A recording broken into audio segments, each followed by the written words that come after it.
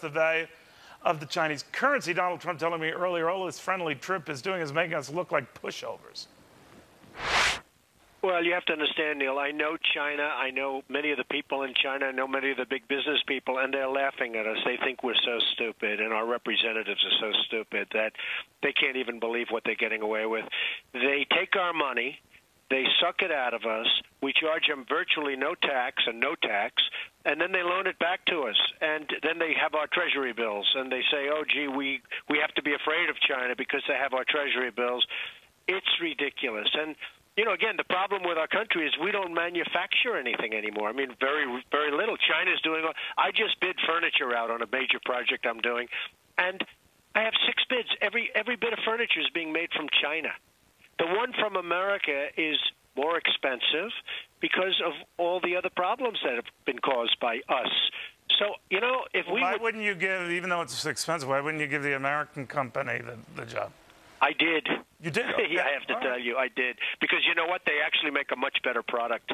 I mean, the product is 100% better. The product, the stuff that's been sent over from China, it falls apart after a year and a half. It's crap. But I'm wondering, I always forget how frank you are. Don, I wonder what... It's more fun that way, right? It is indeed. But I'm wondering what the Chinese must be saying, even privately, to American politicians who worry that they might pull out their support of buying T-bills and treasuries and the stuff that finances our debt. Already now, China's been retrenching a little bit. I think Japan is the country that now owns most of this stuff.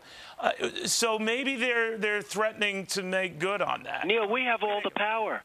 Because if we ever say we're going to tax you 50% for all of the things that you sell to this country, you could pay off your treasury bills in a short period of time. And by the way, guess what would happen? People would start making things in North Carolina and Alabama and Illinois and lots of other places where they're all unemployed. So we have all the power. And the day that happens, the Chinese stop working and we put our people to work. It's crazy. I mean, between OPEC and China, this country can never be great again because OPEC just keeps lifting the price of oil as we get better. And then ultimately, because I have a theory that OPEC really caused a lot of the problem that we had a year and a half ago because the oil price went to $150. And when that was up at $150, that's when you had, and not enough people gave credit for the oil price causing the problems. You know, they talk about mortgages, and I'm not blaming those other things, but a big factor was our blood, and the blood was oil. So between OPEC and China, every time we do something, I mean, we're working in order to keep Chinese people working. What about our people? What about the people in this country? What about our companies that generally don't heed this sort of get tough advice? I mean, maybe with the exception of Google, that risk leaving and maybe still risk leaving the entire country. Most don't do that. The thing is, we don't need Chinese products, okay?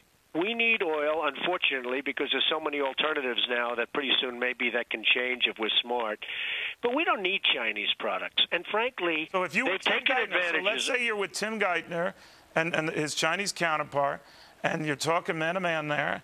What would you do if you were Tim? First thing I do is you better start worrying about your currency because what you're doing is with this cheap currency, you know what's happening with us, okay?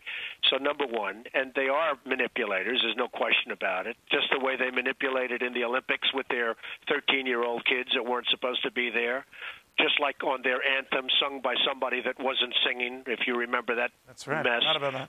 You know, I mean, I deal with these people. I deal with this country so much, and I could tell you so many different things. They are laughing at our country. Now, what we should do is tax the Chinese, but tax them big. And their products that come in, you won't have any treasuries. You'll have a country with tremendous... We'll put our people back to work. And instead of letting all of this blood flow out of our country, you'll be putting our people back to work. We don't need Chinese products. We don't need them to make the toys for our children. We can make them right here. Thank you, Donald. Buzz Aldrin, pioneer, hero, visionary, dancer. Next.